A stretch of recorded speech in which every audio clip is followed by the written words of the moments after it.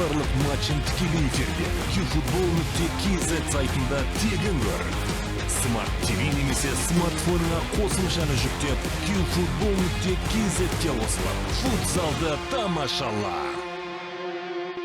Армысыздар, қадірменді футзал сүйер қауым. Назарларыңызға Қазақстан чемпионатын ұсынамыз. 34-ші тур Атырау спорт кешенінде жергілікті Атырау сонымен төреші 17:00-де күтіп тұр және Астана уақытымен қазір 17:00-де ойын, яғни салған голына қарағанда өткізген голдардың саны өте көп. Қазір Ерсұлтан Сағындықов фалстан тамаша соққы жасады және доп қақпа бағанасына тиді. Екінші соққы бар, 2 ұпай жинаған.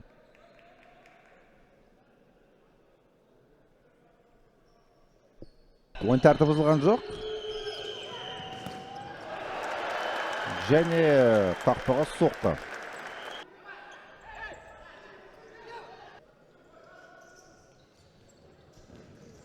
Ой, тамаша мүмкіндік еді ғой. Ой. Тамаша мүмкіндік болды Рамазанда.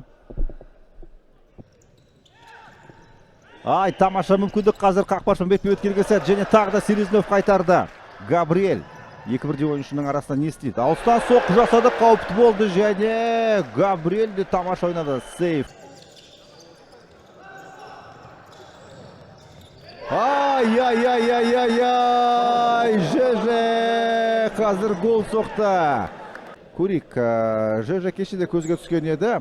Бұл енді пас еді ғой, пас еді. Бұл пас еді ЖЖ-ның тарапынан, пас еді. Қараңызшы.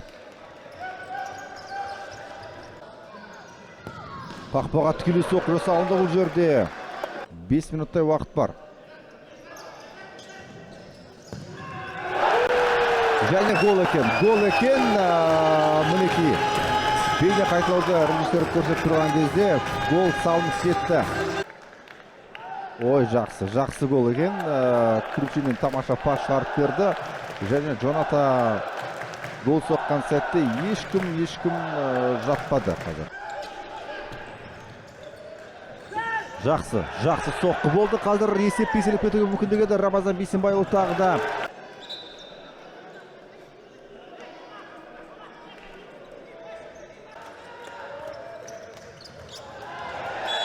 Тағы да фол. Ойын тәртібі бұзылды. Көрегендеше. Ай. Бұл бағанаға тиген екен доп. Қолына шығып кетті әйтеуір түсініксіз болды. Ерсұлтан Сағындық ескерту қағазын алды. Стандарт және мінекей мүмкіндік Атырау командасы камбэк жасауда. Габриэль есепті 2-1-ге жеткізді. Есеп 2-1. Атырау ойыншылары қазір стандарт ситуациясын тамаша пайдаланды. Қалай өткізу керектігін жақсы түсіндіріп айтып берді Азат Валиуллин. Алыстан соққы жасады. Мінекей соққы. Қазақстан чемпионы Семей ойыншыларын қабылдап жатқан жай бар. Сонымен Кручинин қақпаға соққы жасады және есеп 3-1. Олег Кручинин командасының 3-ші голын салды. Мінекей Кручинин.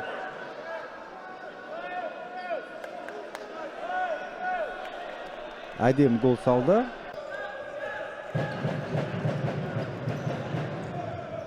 Қақпаға соққы бұл жерде ЖЖ есеп айырмасын қысқартты қазір. Есеп қазір, яғни биылғы маусымда бұл командалардың бір-біріне қарсы матчтарында ұпайлары тең деп айтуға болады. Бір-бірден жеңіске жетті және бір мәрте Азат Валиуллин, Кавальканте және Игорь Мартинс Кавальканте қиыстепті. 5 минут уақыт қалды матчтың аяқталуына. Ең болмағанда осы есеп сақтап қалуға тырысады. Талонелері Рамазан қазір тамаша пас шығарып берді. Есепті еселейді, тамаша мүмкіндік және қақпашы өз орнын тастап кеткеніне қарамастан Рауан Сейсенғалиевтің оның басқа да әріптестері қорғаныста қақпашының мінекей 5-ші ойыншыны енді ғана шығарып отыр.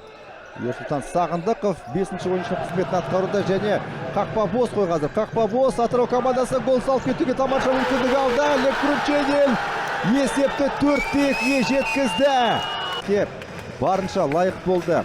Камбэк жасады және есеп 4-2. Матч аяқталды. Атырау 4-2 есебімен жеңіске жетті. Атырау енді 30 ойында 53 ұпай жинаса, Аят 32 матчтан кейін 54 ұпаймен 3-ші орында қалды. Атырау 4-ші орында, бірақ Аятта ойындар өте көп. Атырауда, сондықтан да Атырау командасы маусым қорытындысы. Қазақстан футзалының барлық матчын тікелей эфирде youfutbol.kz сайтында тегін көр. Smart TV немесе смартфонына қосымшаны жүктеп youfutbol.kz-ге қосылып, футзалды тамашала.